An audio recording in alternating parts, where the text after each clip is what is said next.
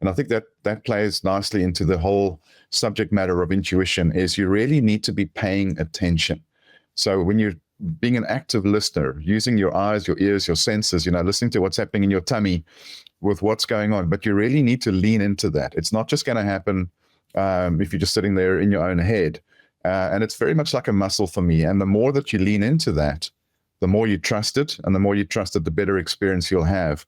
And what I find great about doing that is it gives me tremendous confidence to be able to feel relaxed in a difficult situation, to say, I've been here before. So for me, intuition is a calming influence. Hello and welcome back to my podcast, The Intuitive Leader. My name is Maurice Jenkens, and welcome back to part 2 with my conversation with Jeremy Swartz.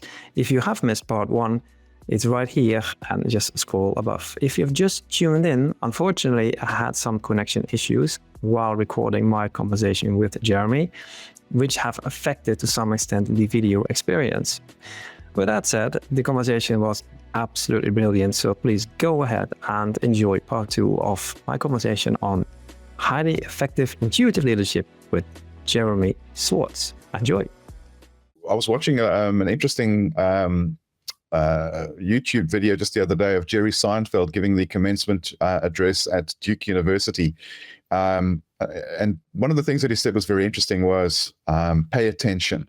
And I think that plays nicely into the whole subject matter of intuition, is you really need to be paying attention.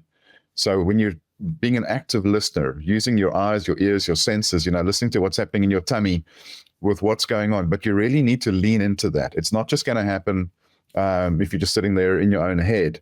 And it's very much like a muscle for me. And the more that you lean into that, the more you trust it, and the more you trust it, the better experience you'll have.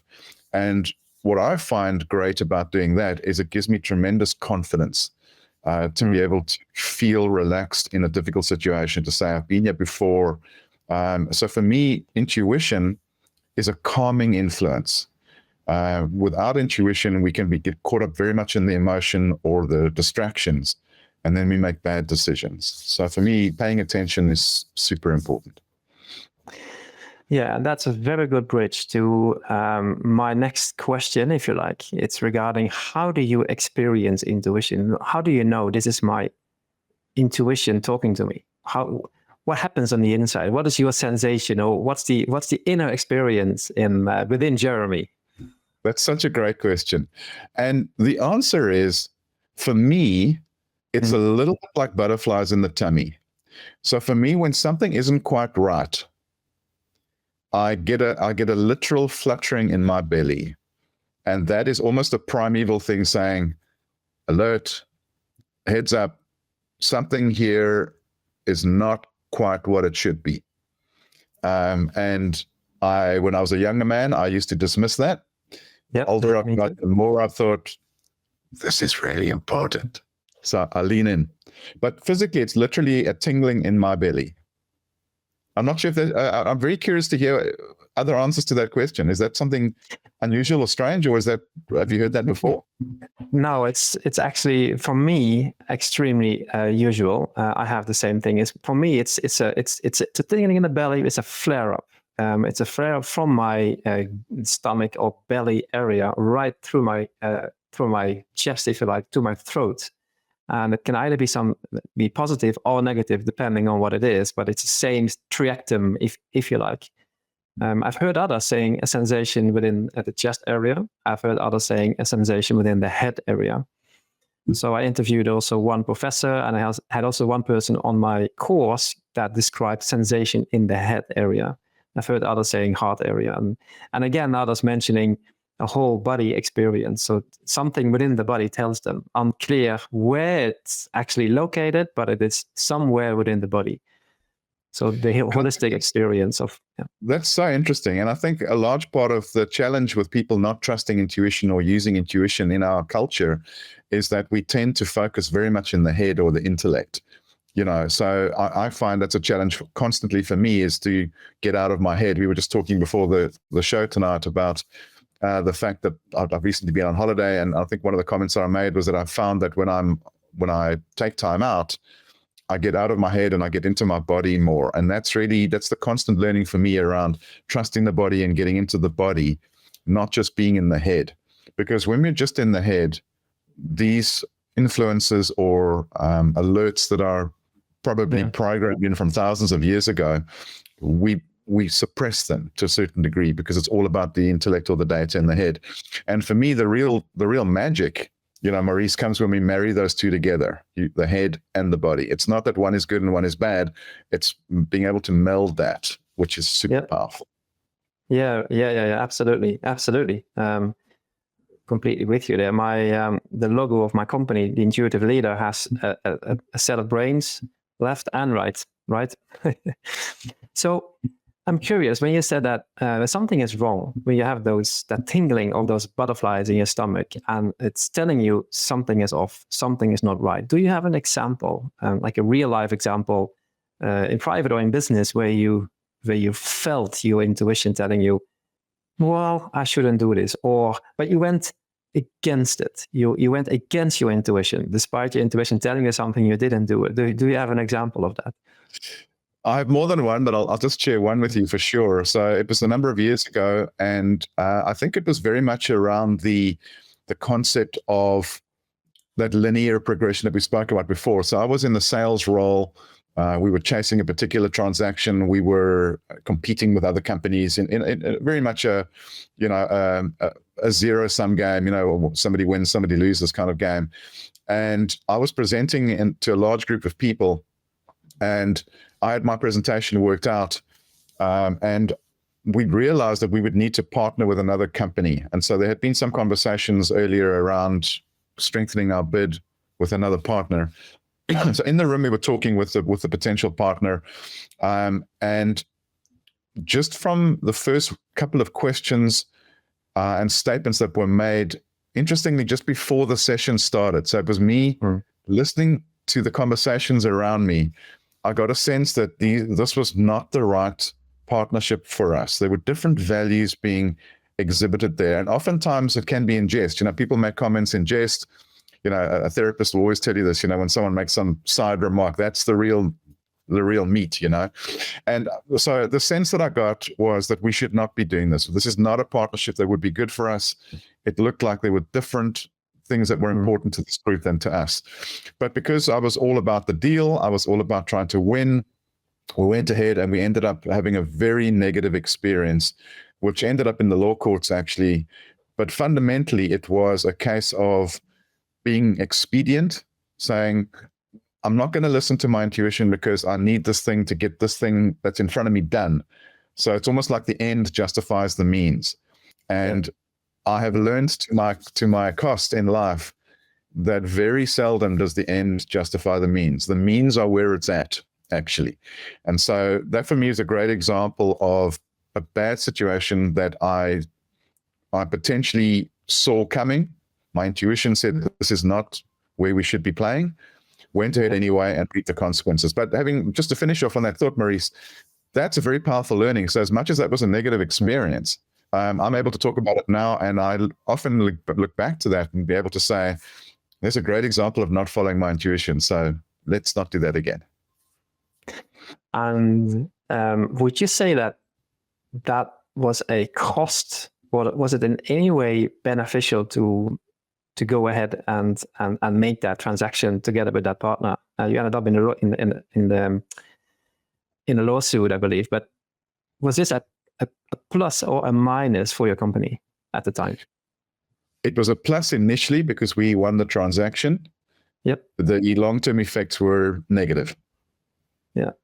But the short-term salesman has a plus, I guess. Exactly. And there's a whole other subject which we could talk about another time, but really just about this whole notion that we have around being outcomes based, so it's all about the target, the goal, the delivery, all the rest. And one of the other things that I've learned in my life is really around the value of high quality inputs of work, focusing on really quality work and letting the outcomes take care of themselves. Where we only focus on an outcome, all sorts of bad behavior can open up to justify the goal. So shortcuts. Sure. So a huge part of my leadership style is really around building high quality processes. How do we define high quality work?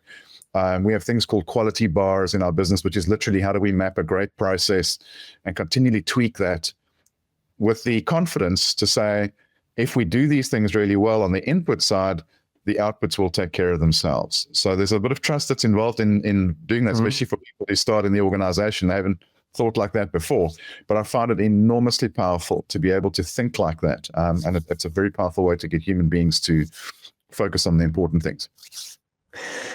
So now I'm curious about your experience when you actually went with your intuition. You have a very strong intuitive mind, a very strong intuitive signal, a flare up in your stomach. So my guess is that this is happening on a regular basis, on a daily basis with you. Do you have an example where you went with your gut, with your intuition, but not just any, where it was a little bit scary? Because it's my experience that intuition is not necessarily there to keep you in your comfort zone. It's not necessarily there to make you feel just warm, happy, balanced. And as you said earlier, just sit on your chair and that it will come to you. It's very much related to getting you out of your comfort zone and doing stuff that maybe are a little bit scary, but not paralyzing you with fear. There is this pull, if you like, towards something that isn't necessarily easy to do, but still the right thing to do. Do you have an example in your life on that? I've got a great example, actually. It's something fairly personal, which I will share, and it has to do with the relationship with my wife. So when we were still dating, we were very early on in our relationship, and I did or said something that really annoyed her. I remember that we were at my house, and she got really annoyed, and I'm sure I said something that I shouldn't have said or did something I shouldn't have done, and off she walked out to her car, and I was sort of feeling quite resentful of that, and I'd been a single guy for a long time, and sometimes that single mindset is very much like, well, it didn't work out. There's plenty of fish in the sea, to hell with it. And as she walked out, I remember I had this very uncomfortable feeling in my tummy, and it was literally a voice that said, "Don't let her go. Ooh. You need to go and apologize. You need to fix this, and you have to do it right now. This is not something that's going to wait for tomorrow or later this evening. This is one of those moments where you've got to swallow your pride, because this person is special." And so I literally went out, stopped the car from leaving in the driveway, swallowed my pride, and it's the best thing I've ever done in my life. And I'm happily married. We're sort of 25 years down the line. But that was a pivotal moment for me, where it would have been so easy to just go, the hell with it, And I'm so glad that I listened to my intuition. It was not comfortable. It was not easy. But the benefits and the joy that we've both reaped from me listening to my intuition, I think are very powerful. So that's a personal example, but I think hopefully it shows the point, right? Yeah, it's very, and thank you for sharing that. It's very compelling and gripping, to be honest. I could feel the emotions behind it, but it's also there's an urging in it, right? There's an intensity in it. If I hear you correctly, it wasn't like a soft voice telling you, just give it a try. No, it was like there was an urging voice, right here, right now. For sure, and I think something else that is worth just highlighting with intuition as a general. We talk about listening to intuition, tuning into intuition, but oftentimes that intuition is going to compel us to do something that is not necessarily comfortable. And I think I love the way that you highlighted that, actually, because we sometimes feel that it's always warm and fuzzy and it's easy and comfortable. It's a little bit like we talk about soulmates in this life. You connect with certain people. And that's not always a warm, fuzzy Hollywood ending kind of thing. Sometimes your soulmates are people that really challenge you. You can be really annoyed, but you understand that there's a personal growth element and there's someone that really gets you. And intuition is very similar. There are times when intuition is going to compel us to do something that is very uncomfortable, but we realize it's the right thing to do. And that's the experience, I think, that comes over time, is that it's not always going to just be something that's easy. quite the opposite sometimes. No, and this is so interesting that you're mentioning this, because I don't know why, but this is the right thing to do, or I don't know why, but this is the wrong thing to do. I've been in those situations myself, even in business moments where I did not have the data. I couldn't prove it, if you like. There was no logical way of arguing, but I knew it was wrong, or I knew it was right. And in my younger years, I basically remained silent. And later on, I started to speak up more and more. But what I realized is that there's so much tacit knowledge in us. And if we would look at your career and your background, all those, I don't know how many decisions you have made in your life. I mean, we all do, but from a business point of view, you've made thousands of executive decisions all over your years, from hiring people to investing somewhere, the cryptocurrency. There's so many experiences of baked in within you that ripple through when you speak now, or when you are making decisions for your company. And my wonder is a little bit, how can we, or if you were to advise another CEO, let's say a younger CEO, or some person that has built a company, was a startup, it's now a scale up, he's now a CEO, but he doesn't have your experience. So if you would sort of, well, the way I'm thinking is, what if we could extract all that tacit knowledge from you and incorporate it in a, let's say, decision-making process or a mentoring process, if you like, for a younger CEO. So basically the question is, if you were to codify, if you like, how you make decisions, including intuition, just not the whimsy, impulsive ones, but the ones that actually are well thought through and grounded within your true intuition, how would that look like? I guess this could be like an hour on itself, but anyway, curious how you would codify it. Yeah, it's a great question. If I think about the big decisions, the tough decisions, intuition is a part of it, but it's not the only part of it. I think it's valuable that you said that, because it's not all just flying by the seat of your pants or listening to the intuition. Intuition is hugely a part of it. So when it comes to decision making, I think the best way that I can articulate that, Maurice, is to typically, what is my experience? So first of all, I try and there is typically the physical component. Is my gut telling me something about this? What I will typically do then, if I have the time and it's not in the room, in the moment kind of situation, I will look for data to support or not. I will lean into my own experience. So have I been in situations like this before? Does this remind me of something? Is this similar to a situation or a decision that I've had to face before, which is a benefit of experience? I tap into the people around me. And there's a key point here, which I think is a subject for a whole other day, but it's also around tapping into other people's intuition. And trusting that, which is a very interesting thing. So it's literally taking soundings from the people around, in my case, around me, to say, hey, here's the situation. What are your initial thoughts, without going into analysis paralysis mode? What do you think? And being open to other people's intuition, I think, is a very interesting subject as well.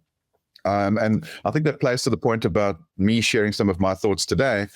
But it's not always about just your thing in the world. It's being able to feed off the energy and thoughts and experiences of the human beings around you and allowing them to be able to contribute to that. So typically, when it comes to codifying a decision-making process, I try and look for the bigger picture. So the cryptocurrency is an interesting one, and that's, once again, a whole subject for another day. But one of the reasons why I got involved in that was, I understand that right now it's very much a Wild West kind of scenario. There's all sorts of horror stories going on. But rising above all of that, the bigger picture here is, I think that there is a democratization process happening with regards to the movement of money. In the big scheme of things, in terms of where the world is going, personal opinion, of course, is that banks have had all this power, and when it comes to funding and access to capital, etc., and that is changing. There's a democratization process happening. It's painful, as things always are when there's a sea change or a shift. But I think it's where, based on the information and the people that I've spoken to and the research that I've done, is that this is something where the world is going. This is a movement. This is something that's going on. There's a flow here. And so for me, that's really interesting. want to be involved in part of that. And so one thing I try and do when I'm making a big decision is try and understand, get out of the initial situation that I'm in and say, is this part of a bigger thing? So if it's a partnership or a merger or an acquisition, does this fit into a flow of where we're going, where they're going, where the world is going? And if it isn't, then I need to think very seriously, excuse me, about that, because going against flow, not understanding how the flow is working, is very painful. I think all of us experienced that. We've chased a relationship where it clearly there was no real connection there, but we just carried on anyway because we wanted to, to have that relationship or close that deal or whatever. And your tummy is saying this is not a good thing, that there doesn't feel like there's a connection here, but we do it anyway. So I think there's almost a Zen-like thing, Maurice, as well, as part of my decision-making process, which is to take a step back and understand what is the energy around what we're trying to do here. Moving towards close-off time, unfortunately, because we could easily talk for another hour, I believe. Sure. So if you would say, in short, according to you, if you would summarize it, boil it down, like why would other CEOs need to take care of their intuition or listen to their intuition? It's really a tool in our armory. It's a massive weapon on the battlefield to be able to use. This thing that we call intuition is something that I think has been primed and evolved over thousands of years in human beings. It's linked to survival, I believe. When your instincts are telling you something like, look to your left, there may be a bear or a lion coming at you. And that survival instinct has been honed over a long period of time. So my advice would be ignore your intuition at your peril, because it's there for a reason. And it's enormously powerful. So lean into it, trust it. And the more you do that, the more confident you will feel going forward to make decisions based on what your body is telling you, and to stay alert.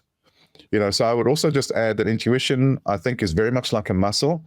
Certainly it is for me, but you spend time, you pay attention, you listen, you engage your senses, and you lean in. It's not just going to be something sitting in your chair while you're talking and knowing what to do. So I think you need to respect it. Respect your intuition, respect other people's intuition, and understand that it's there for a reason. And as much as we prize intelligence and IQ and data and the world that we live in from a business perspective, which is all of this is important, is the human component is so critical. Humans invented computers, not the other way around. And so understand that there's enormous power in the senses that we have, and to be able to utilize that is a very powerful thing and a very joyous thing. And I think when we get it right, we'll find, we'll find that good decisions result from understanding flow. Fantastic. Jeremy, on that note, I would like to give you a big thanks for being my guest today. It's really fascinating listening to you. I've learned so many new things, and I hope my listeners as well. Thank you very much for having me. I feel like we could talk for a lot longer, but I really appreciate being able to spend some time with you today, Maurice, and hopefully it's been valuable and interesting for everyone listening. It is. It definitely was. Definitely. Thank you, Maurice. Jeremy, thank you so much for your conversation today with me. It was very enlightening. And to all of you, if you want to join us, if you want to interact with us, please know you can. Feel free to register for our free The Intuitive Leader community and be invited to live interactive sessions with myself and other like-minded leaders. Go to intuitiveleader.net/podcast, and scroll down. The link is here in this episode as well. And if you want to train your intuition, or if you're wondering how we can do that for you or your team, feel free to check out the program called Decoding Intuition as well. Thank you for tuning in today, and see you back soon. Bye-bye.